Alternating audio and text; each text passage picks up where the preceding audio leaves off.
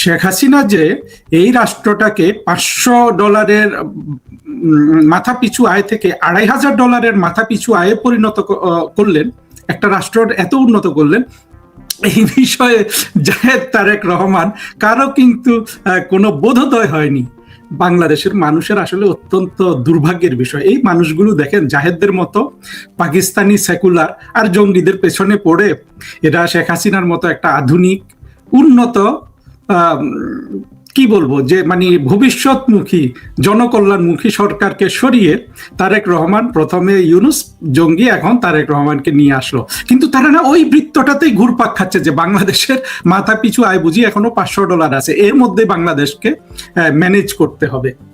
আমরা দেখেন জাহেদ কি মিথ্যা প্রপাগান্ডা সাজাতে এসছে।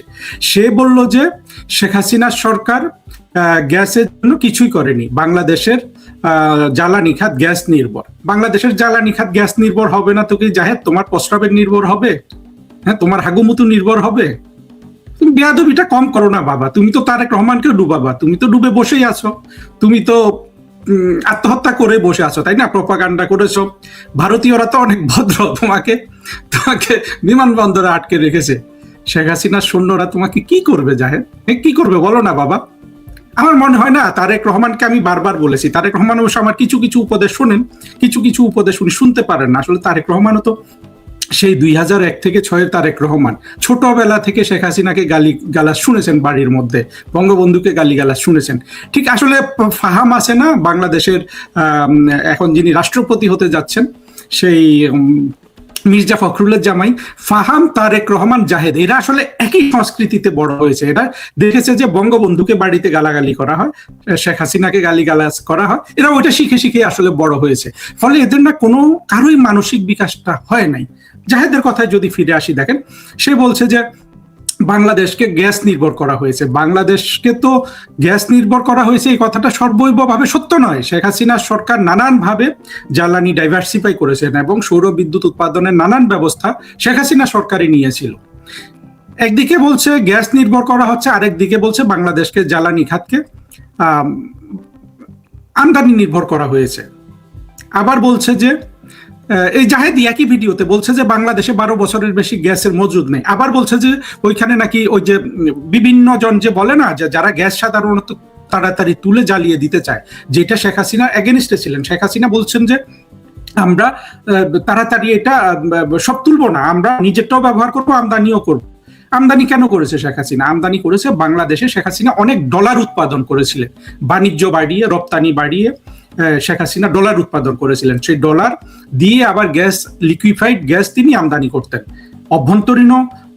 অভ্যন্তরীণ গ্যাসও ব্যবহার করতেন, আমদানিও করতেন। কারণ হলো যে ব্যাপক শিল্পায়ন এবং উৎপাদনের ব্যবস্থা শেখ হাসিনা করেছিলেন, সেখানে তো এই ব্যবস্থাটাই দরকার ছিল। এখন ওরা মিথ্যা প্রপাগান্ডা ছড়াচ্ছে যে লিকুইফাইড গ্যাস আসতো, বলছে যে এই গ্যাসের যেখানে আবার গ্যাসটা প্রসেস হয়ে নর্মাল গ্যাস হয়, সেখানে সেটার একটা ইউনিটে আগুন লেগেছে, আরেকটা তোমরা মেরামত করতে পারো না, কিচ্ছু করতে পারো না, দ্রুত সমস্যার সমাধান করতে পারো না। তোমাদের বিদ্যুৎ মন্ত্রী বলছে যে যতক্ষণ মেরামত হবে ততক্ষণ আমার আসলে বসে সাল্লাল্লাহ পড়ে ছাড়া আমার কোনো কাজ নেই। চিন্তা করেন, এই লোকগুলোকে কিন্তু বাংলাদেশের মানুষ সরকারে বসিয়েছে যথারীতি। এখন দেখেন জাহেদ, অবশ্যই জাহেদের কথা তো, সে তো মিথ্যাকে সত্য বানাতে পারে, এটা আমরা দেখেছি। এখন সে ইনিয়ে বিনিয়ে তারেক রহমানের সরকারকে সে প্রোটেক্ট করছে, কিন্তু মানুষ কষ্ট করে যাচ্ছে। এখন কথা হলো যে শুধু জাহেদের কথায় এই চিরা ভিজবে কিনা সেটা আমাদের দেখার বিষয়। জাহেদের ওই কথাটায় আবার ফিরে আসি, যে আমদানি নির্ভরতার ব্যাপারে সে যেটা বলেছে, এটা আসলে মূলত হলো আমাদের যে জ্বালানির ব্যাপক চাহিদা, সেটা আমরা তো আমদানি করব, অভ্যন্তরীণ কাজেও ব্যবহার করব। এইটাই সঠিক নীতি ছিল। এখন আমদানি তোমরা হরমুজ প্রণালী দিয়ে করতে পারবা না, সেটার জন্য বলে রাখছে যে হরমুজ দিয়ে যেহেতু তারা আমদানি করতে পারছে না, যেহেতু ইরানকে এই সরকার খেপিয়ে তুলছে বারবার, মানে মার্কিনীদের দালালি করতে গিয়ে, ফলে ও আগাম বার্তা দিয়ে রাখছে যে এরকম চলবে, চলারই কথা। ভবিষ্যতে কিন্তু সার সংকটও হতে পারে, খাদ্য নিরাপত্তা বিঘ্নিত হতে পারে। সে কিন্তু কৌশলে এই জিনিসটা খাইয়ে গেছে বাংলাদেশের মানুষকে, অর্থাৎ আগাম বলে রাখছে। আমরা যে গত 2 বছর ধরে বলছি বাংলাদেশে কিন্তু জঙ্গি শাসন আসার পর থেকে বাংলাদেশের অর্থনীতি, যে বিশাল অর্থনীতি শেখ হাসিনা তৈরি করেছিলেন, সেইটাকে সামলে এদের পক্ষে কিছুতেই এটা মেনটেন করা সম্ভব হবে না। বাংলাদেশ কিন্তু দুর্ভিক্ষে পড়বে, ওরাও এখন বুঝে গেছে দুর্ভিক্ষে পড়বে। এই ভিডিওতে জাহেদ এটা বলেছে, আমার মনে হয় সবাই জাহেদের এই জিনিসটা খেয়াল করবেন। তারপরে এখন তোমরা হরমুজ দিয়ে আমদানি করতে পারবে না, তোমরা যদি এই দুর্বল পররাষ্ট্রনীতি খেলো। আমরা তো দেখলাম ভারতের সাথে কিভাবে ঝগড়া করছে, ভারতের বিরুদ্ধে আজকেও কিন্তু একটা স্টেটমেন্ট দিয়েছে। এটা নিয়ে আমি পরের দিকে একটা লাইভ করব, সেখানে আমাদের ভারতের প্রাক্তন হাই কমিশনার বিনা সিকরি, ওনাকে আমি খোঁজার চেষ্টা করছি, ওনাকে যদি পাই ওনাকে নিয়ে আলোচনা করব, তখন আলোচনাটা ইংরেজিতে হয়ে যাবে, অথবা আমি বাংলায় আলোচনা করব। ওটা আমাদের যথেষ্ট বোঝার দরকার আছে। আপাতত এই মিথ্যুক অপপ্রচারকারী, বিষ উৎপন্নকারী জাহেদের কথায় ফিরে আসি। তারপরে দেখেন জাহেদ একই ভিডিওতে বলছে যে 10-12 বছরের বেশি গ্যাসের মজুদ নেই। আরেক জায়গায় বলছে যে কেউ বলছে 50 ট্রিলিয়ন কিউবিক ফিট মজুদ আছে।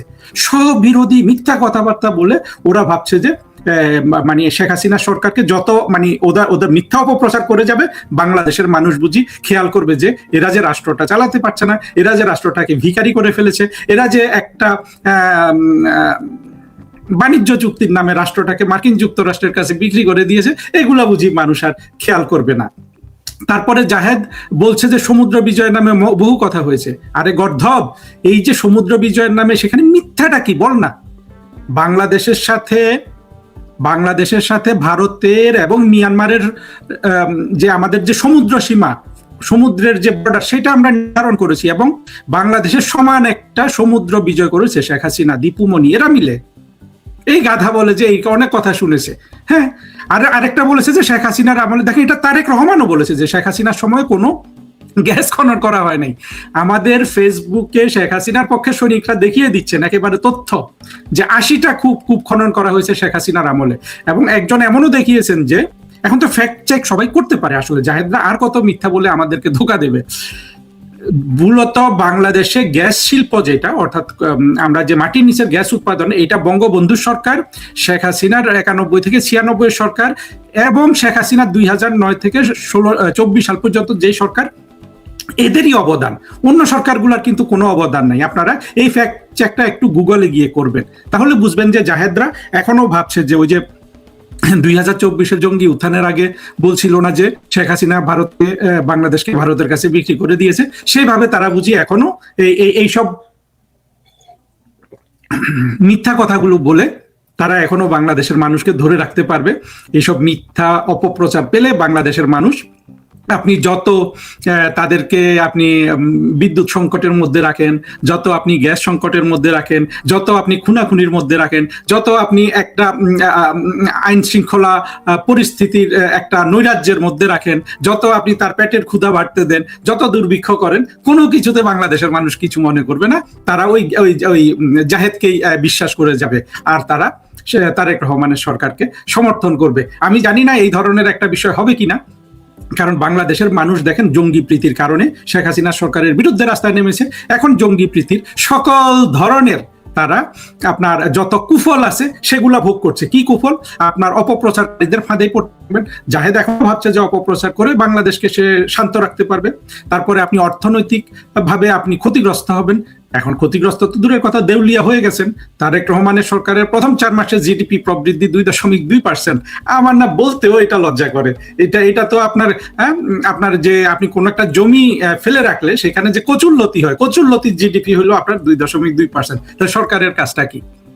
আসলে জাহেদের প্রতিটা কথার উত্তর দেওয়া যায়, প্রতিটা মিথ্যা, প্রতিটা শেখ হাসিনার বিরুদ্ধে বিষোদ্গার। কিন্তু জাহেদ তার জাহেদীয় কায়দা দিয়ে, এই জাহেদীয় কায়দার নামে আমাদের একটা ফ্রেজ এখন আবিষ্কার করতে হবে।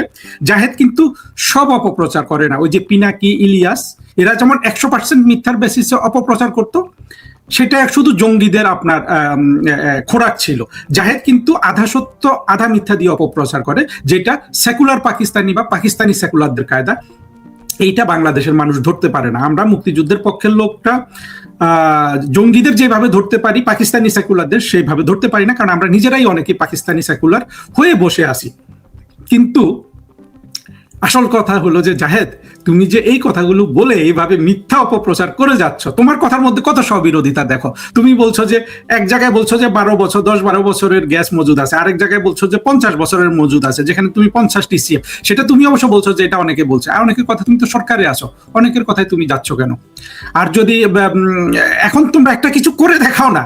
শেখ হাসিনা ধ্বংস করে দিয়ে গেছে, শেখ হাসিনা বিক্রি করে দিয়ে গেছে, শেখ হাসিনার আমলে তো মানুষ খেতে পেত, শেখ হাসিনার আমলে লোডশেডিং ছিল না, শেখ হাসিনার আমলে গ্যাসের সংকট কোনো দিন হয়তো দুপুর বেলা হলে বিকালে গ্যাস চলে আসতো। হ্যাঁ, শেখ হাসিনার আমলে বিলগুলো কি $200 200 টাকার বিল 2000 টাকা হয়ে গিয়েছিল? তোমরা চালাকি করে কিন্তু জ্বালানি তেলের দাম বাড়িয়ে দিয়েছো, তাই না? এখন তোমরা গ্যাসের দাম বাড়াও, তোমরা আসলে মানুষকে দুই দিক থেকে স্কুইজ করবা। এবং আমি বাংলাদেশের নিরীহ মানুষকে আর আসলে খারাপ বলতে চাই না, আপনারা যতই জঙ্গি প্রীতি করেন না কেন, আপনারা দেখেন এখন যখন আপনাদের দুঃসহ জীবন তৈরি হয়ে গেছে, যেটা আমি ভেবেছিলাম যে এত তাড়াতাড়ি হবে না, কিন্তু এত অদক্ষতা, তারেক রহমান সরকারের একদিকে অদক্ষতা আর ইউনূসের আরেকদিকে লুটপাট। দেখেন এই লুটপাট, অদক্ষতা, এগুলো সব শেখ হাসিনা সরকারের বিরুদ্ধে বলে বলে এরা ক্ষমতায় এসে এরা সত্যিকারের লুটপাটটা শুরু করে দিয়েছে, সত্যিকারের অদক্ষতা এরা দেখিয়ে যাচ্ছে, আর মানুষের কষ্ট বেড়েই যাচ্ছে। কি একটা দেখেন, শেখ হাসিনার জন্য আমি যদি জাহেদদের মতো খারাপ মানুষ যদি শেখ হাসিনা হতেন, বা তারেক রহমানের মতো এইরকম আমি বলবো যে একজন কিশোর অপরাধী, বলতে চাই না তারেক রহমানকে, আমি এখনো সম্মান দেখাতে চাই, তার সমর্থন আছে, কিন্তু এই যে কিশোর বয়সের একজন অবুঝ উনি প্রধানমন্ত্রী হয়ে বসে থাকলেন, এইরকম যদি শেখ হাসিনা হতেন না, তিনি কিন্তু এখন আসলে পায়ের উপর পা তুলে মিটিমিটি হাসতেন যে দেখো বাংলাদেশের, কিন্তু তিনি তো তা করছেন না, তিনি বাংলাদেশে আসবেন এবং বাংলাদেশের মানুষকে উদ্ধার করবেন, এটাই জাতির পিতার মেয়ের আসলে হওয়া উচিত। কিন্তু বাংলাদেশের মানুষদের একটু বুঝতে হবে যে কতটা আপনারা নেমক হারাম, এবং কতটা অবুঝ অবোধ, এবং কতটা আপনারা শুধু প্রপাগান্ডা জোরে মনে করেন যে আপনাদের জীবনটা চলবে আর জাহেদ আপনাদের জীবন চালাবে। তারেক রহমানের জন্য একটা শেষ কথা বলে শেষ করি, স্যার আপনি জাহেদকে অন্তত বদলান। যেই ছেলে বিষোদ্গার করেছে সেই ছেলেকে আপনি যদি এখন আপনার সরকার মিথ্যা দিয়ে প্রপাগান্ডা করুক, কিন্তু আপনি তাকে একটা ট্রেনিং এর ব্যবস্থা করেন যে কিভাবে বিষাক্ত জাহেদ থেকে একটু সেন্সিবল জাহেদ হতে পারে। এই ট্রেনিংটা দেন আমার কাছে, আমার হাতে ছেড়ে দেন না, ওকে আমি 1 সপ্তাহে তৈরি করে দিতে পারি, আমার বড় জোর 10 দিন লাগবে জাহেদকে তৈরি করে দিতে। করেন স্যার, একটু উপকার নেন আমাদের কাছ থেকে, আমরা তো বেগার খাচ্ছি। হ্যাঁ, আমার মনে হয় জাহেদকে আমি 10 দিন ট্রেনিং দিলে জাহেদ অনেক ভালো